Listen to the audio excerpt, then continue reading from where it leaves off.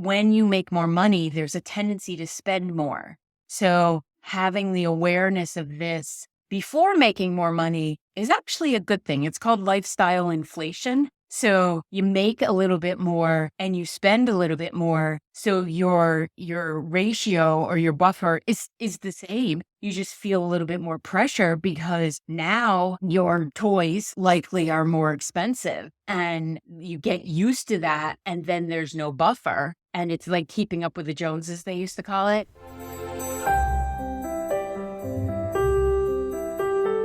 Hi, thank you for joining me for this episode of Intuition, Your Success Compass.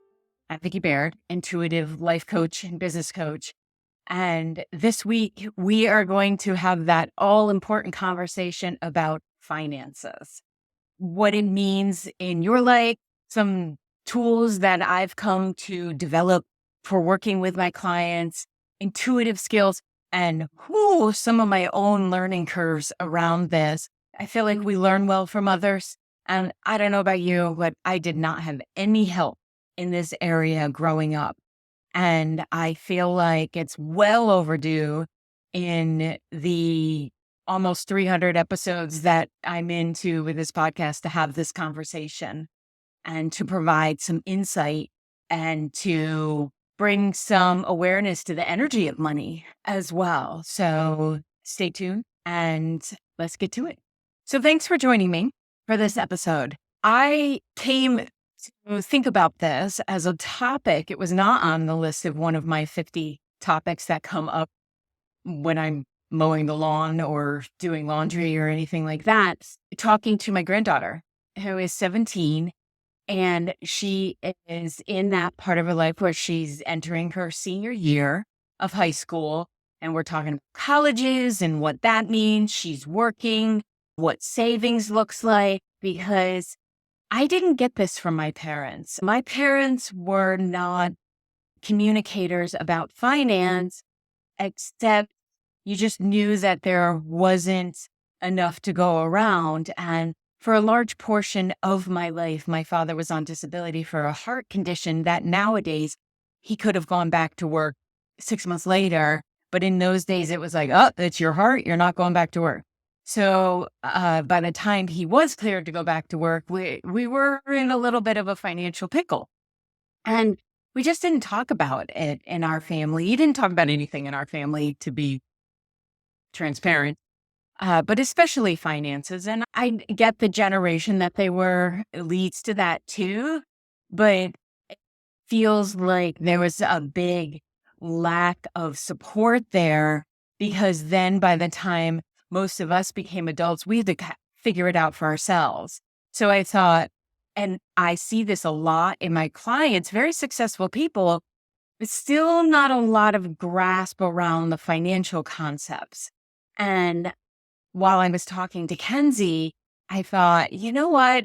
We should have this conversation more and more, kind of like we should talk about menopause more, or we should talk about all of the topics I bring up a little bit more and be less protective of not knowing and admit when we don't know something. So as it happened, the following week after I had this conversation with Kenzie, I was working with 3 different clients and this came up. And again, people who have arrived in a position where they can afford my services, because I don't take on someone where it's going to create credit card debt, because I feel like that would only perpetuate the issue. I don't mind doing a check-in or giving some direction to say, go get a bundle, or maybe come to Wisdom Wednesday, which is $8 to get your energy in alignment. But to say to someone who's already in a financial pickle that, well, it's going to be this amount of money feels wrong to me. I'll support you until that time where you can afford my services, and then we're going to kick butt. So all of these things were coming together along with these clients who were already in a place where they can afford my services, or, and here's the really fun part, their companies were paying for the coaching. And when someone's company is paying for them to have executive coaching with me, I do the whole person. And that includes what's going on in your finances, because you are not going to be able to bring your best self to your work if you're worried about your mortgage, or how am I going to pay for the kids' camp, or any of those other, maybe it's a health condition that you need finances for. So, because money comes from our root chakra, and if that's damaged in any way, it can be really difficult to create financial success in our lives. And the sacral chakra, the second chakra up, is about family and also about stability. So if that's got some trauma to it, or you have some background history, you likely have some financial challenges too. And then add in the fact that we just don't talk about this, it can be a trifecta of not intentional sabotage, but it becomes sabotage. And then I'll get to this later, but all of the influences that are there to spend, spend, spend, and maybe not look at your emotions and to get that filled up feeling. So I thought I am going to do an episode about this, and share with you my process along the way, and also how you can arrive in a place and learn to feel really proud of yourself for this.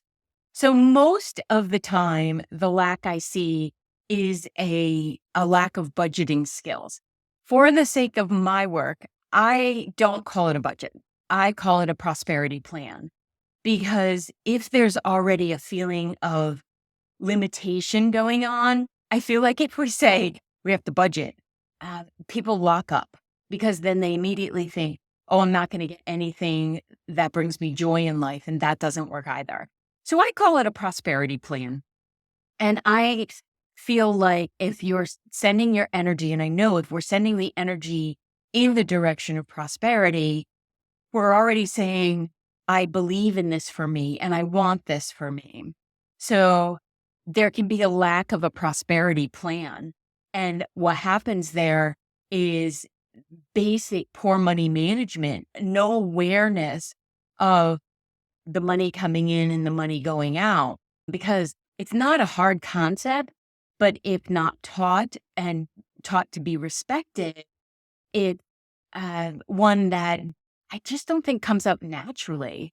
A good example of this is I didn't have it in my parenting, and my partner very much had it in his parenting. His parents did a phenomenal job with teaching both of their kids about the respect for money, and maybe went a little too far in the fear end of it because it can swing the other way.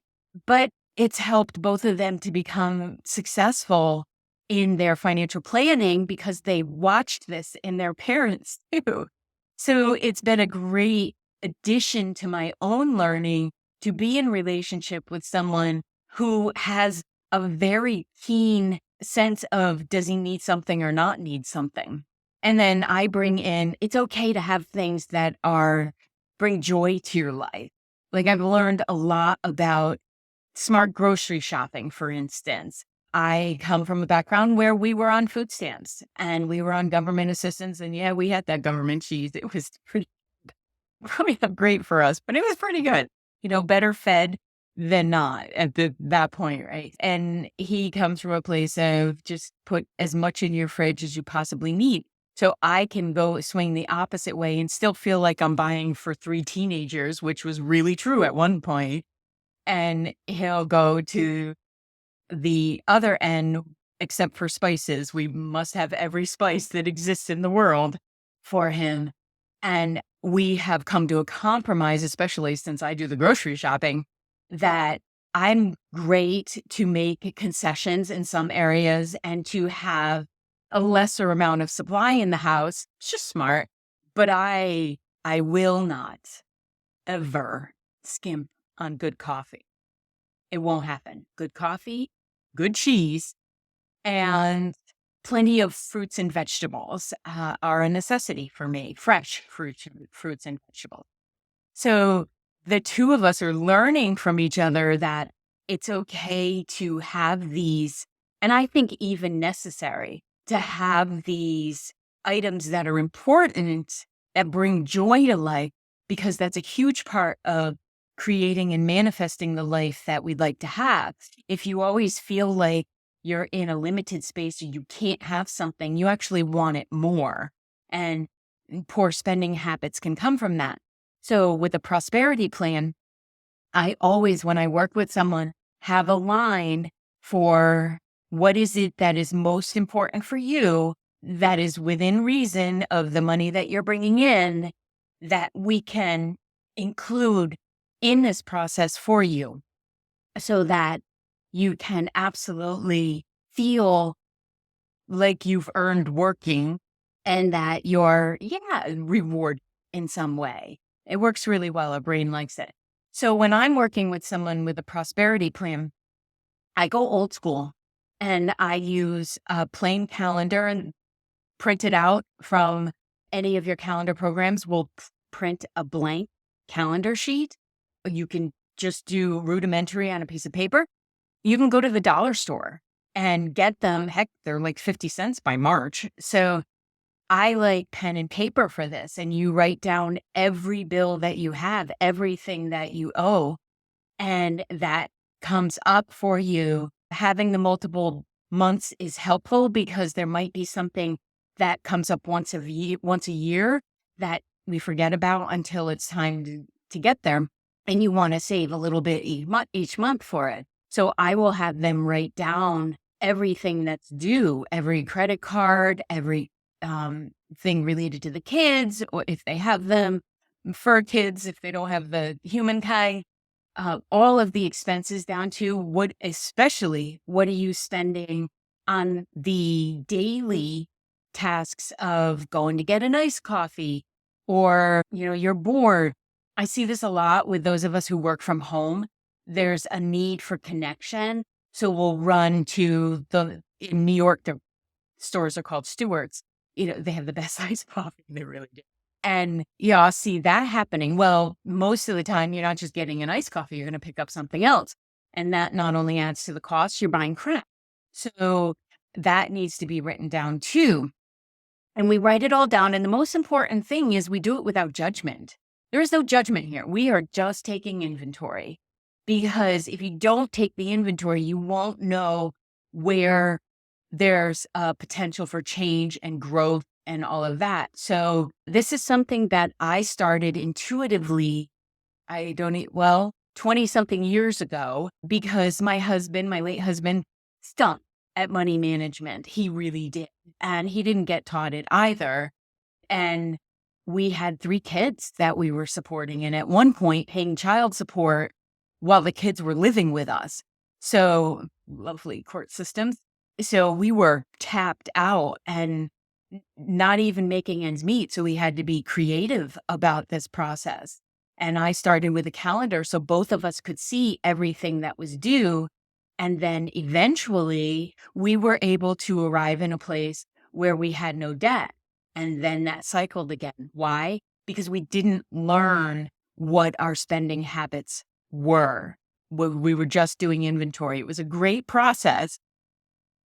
And it helped because it helped us have conversations, which a lot of the times couples don't do. I just had a conversation with somebody the other day. I have to purchase something for a new hobby. And I said, okay, well, let's do that in a couple weeks, because that's when I'll have the funds to do it. And somebody said, well, it's good you're going without your partner to buy these things. And I said, no, that's not how we operate. If you're purchasing anything in secret, you have a guilt about it, and you likely don't need it, or you don't know how to say, I'm worth this. So there's all kinds of stuff that came up around that. I didn't go into it at the time. I just said, that's not the relationship we have. We talk very openly about the expenditures and what works for us and what doesn't work for us at this time. So this happens to be a safety issue, so I will get this. And, maybe there's less iced coffees for a couple weeks. I'm good with that. I can make it at home.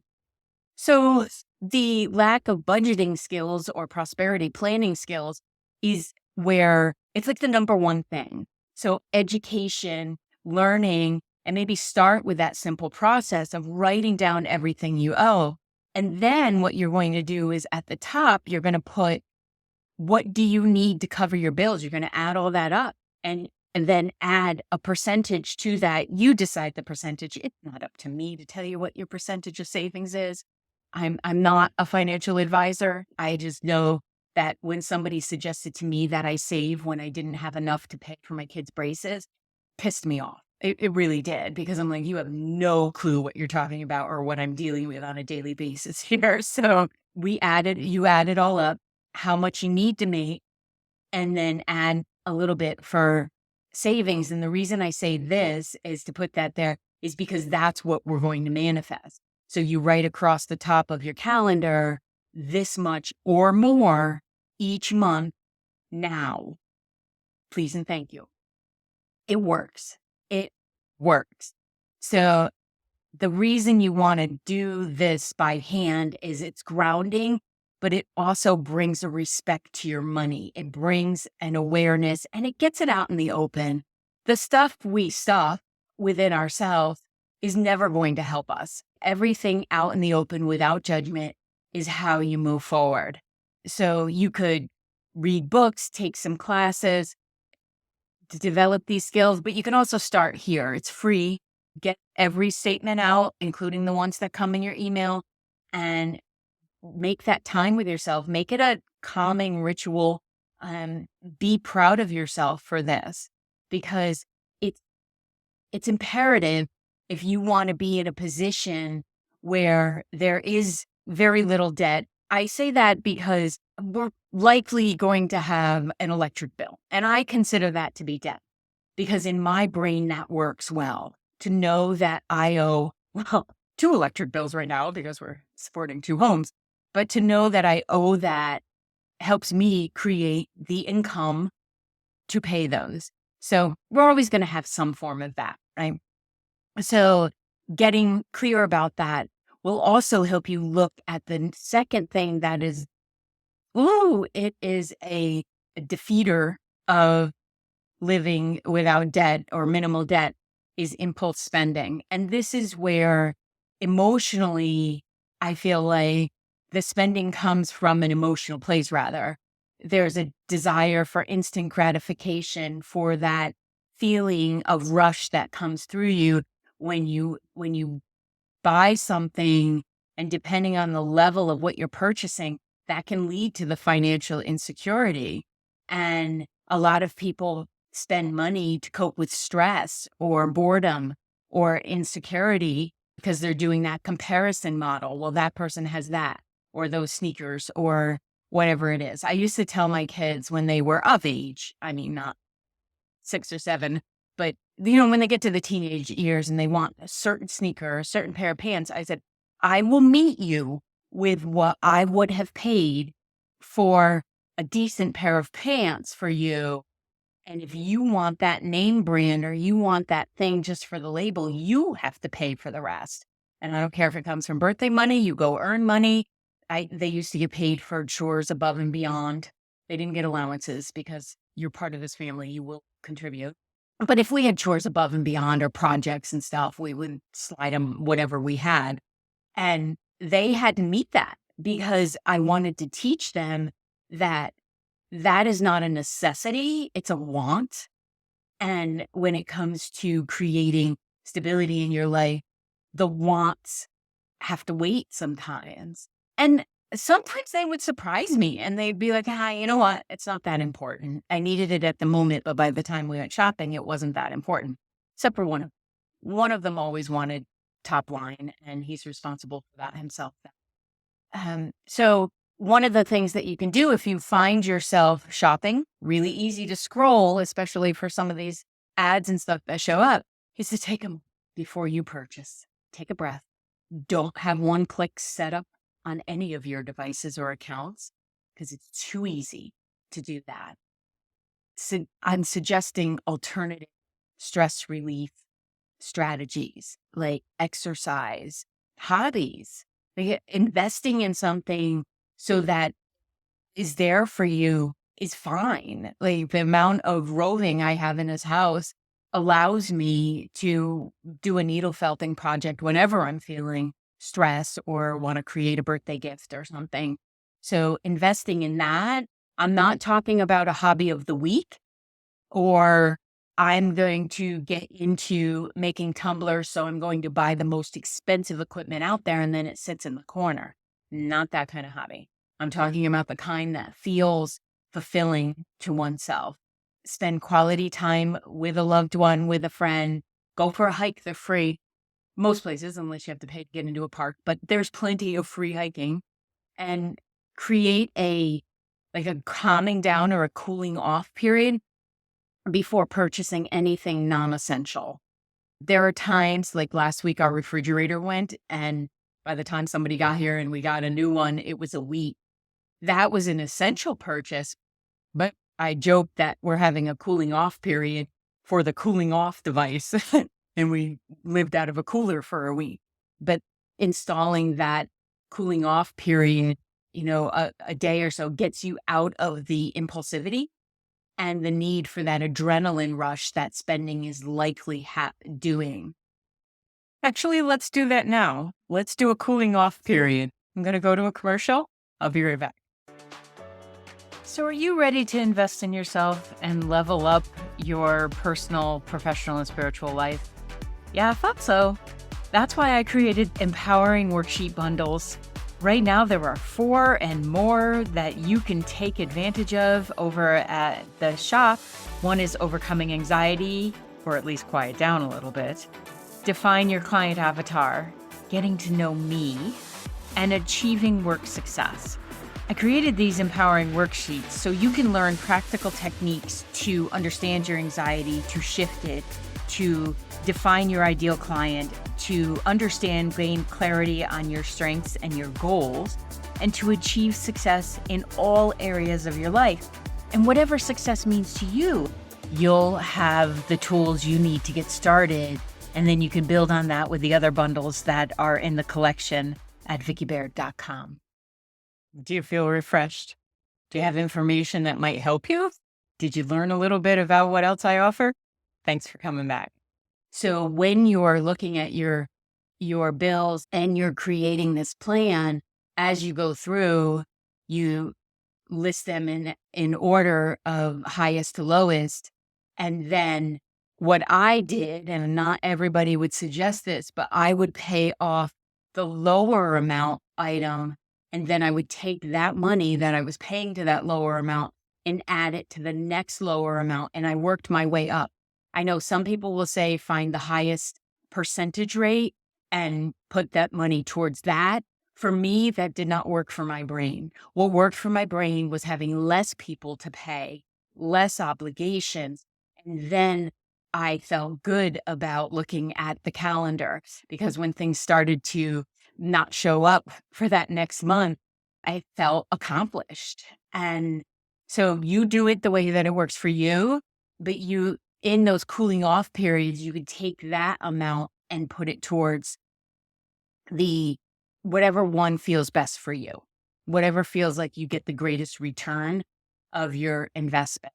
And one of the things that I have seen with people, because I work with people to enhance their finances through maybe in their business or through up-leveling their career and stuff.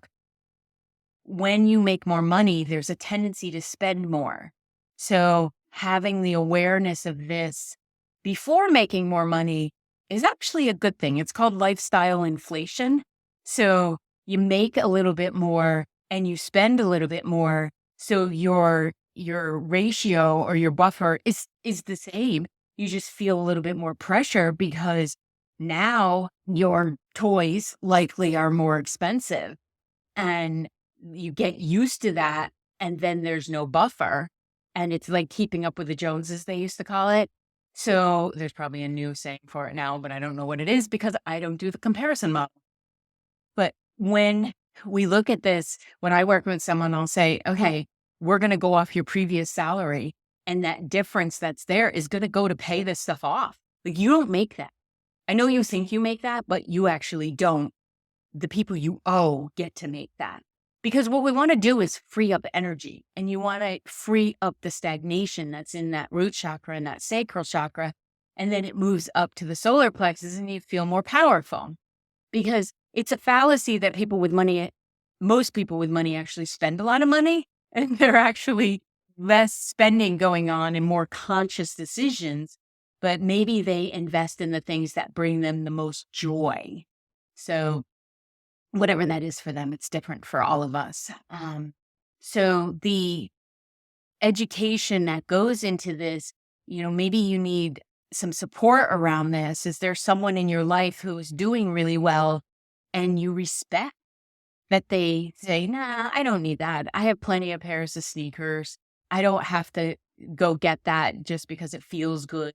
Or like, I love consignment shops, secondhand shops, especially the sports ones, because I've gotten most of the stuff for the gym we have downstairs, with the exception of gifts for birthdays that we've done for each other off of Facebook Marketplace or tag sales.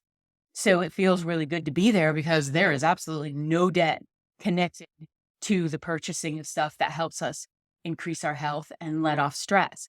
So I came to that because I have people in my life who are very well off financially, and I've watched them, and I've watched what they've done that I wouldn't do. And I've watched some stuff where I'm like, oh, that really brings them joy.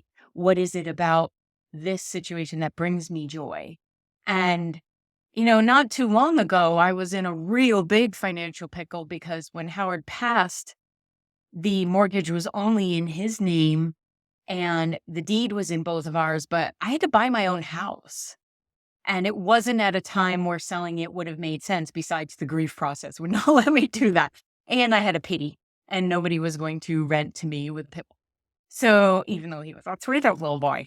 So that time frame actually set me up to be like, no, I am never experiencing that. How am I going to pay the electric bill again? Or how am I going to buy my own house?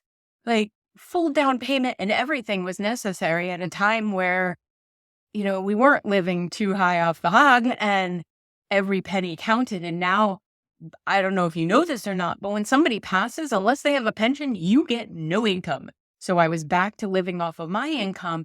Although my business does well, I financially make enough to pay my bills. And that's a financial choice I make, to reinvest in the business.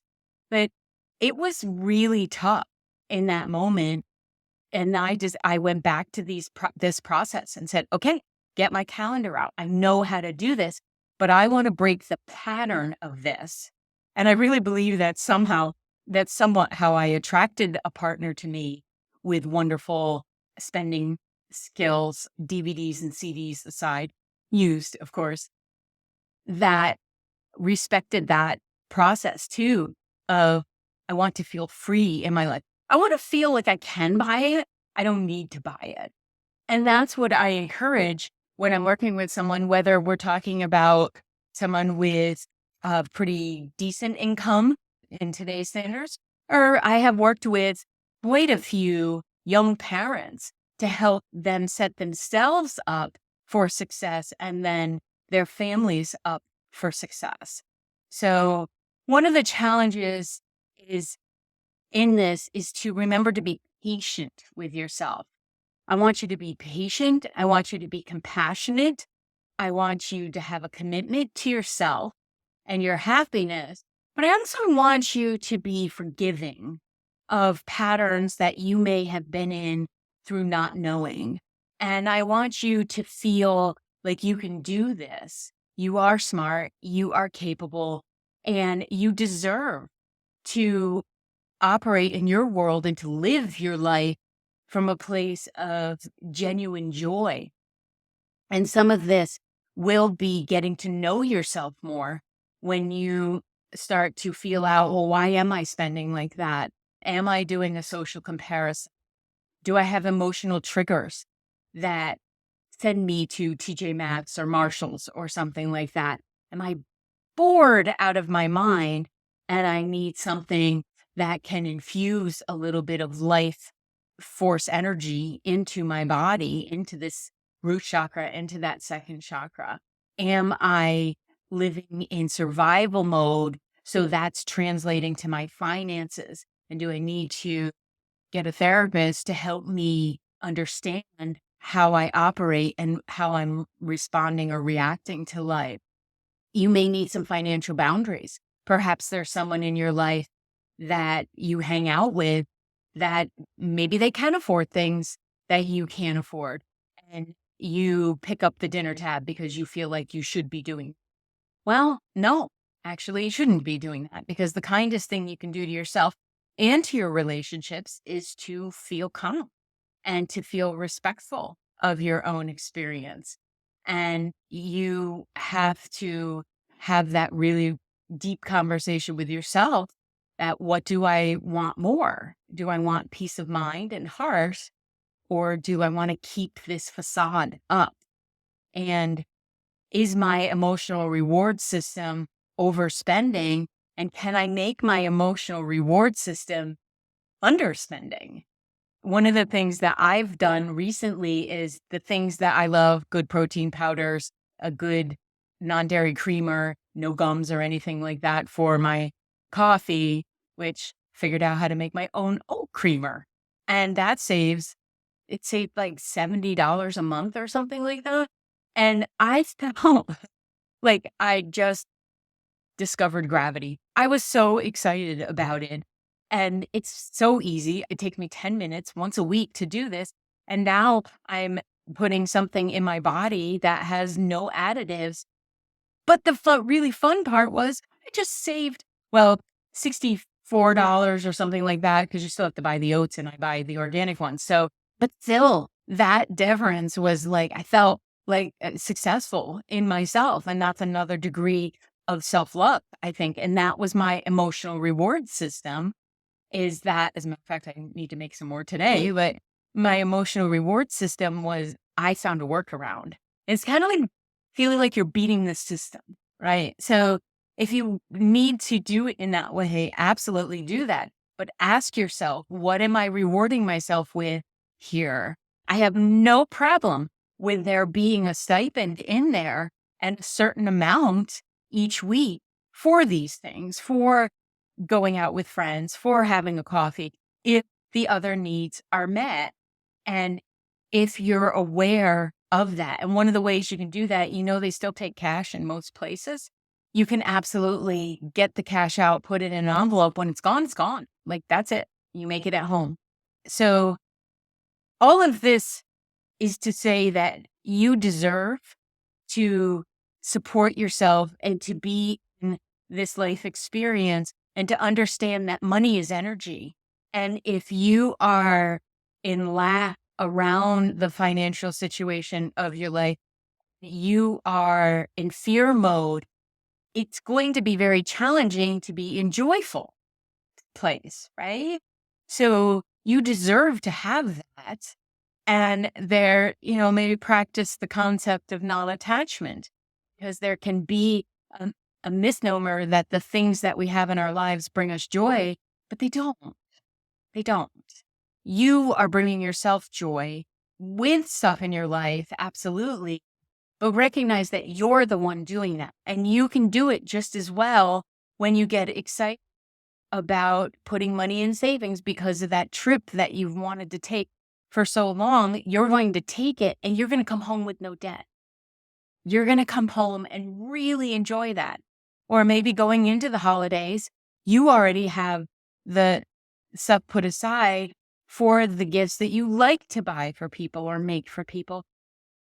And you don't have to feel any level of remorse for having done that. There are so many apps out there that will track your spending, so many spreadsheets that you can get, tons of them that are free or very minimal cost on Etsy. If you have a business, I would suggest going to Love Your Numbers Now. And I'll put a link in there because Carol has this brilliant spreadsheet that I use for my business. And I've even adapted for my personal stuff, Carol, don't know if I told you that, to just take a picture and to be really in conversation with your money, and then understand what's coming up and the process of tracking.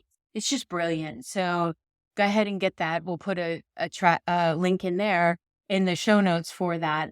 But most of all, believe that you deserve this. You can turn off the messages that success only comes through surrounding yourself with stuff. It doesn't. You know what? Here's a shocker. Every one of us is going to croak. We're not taking it with us.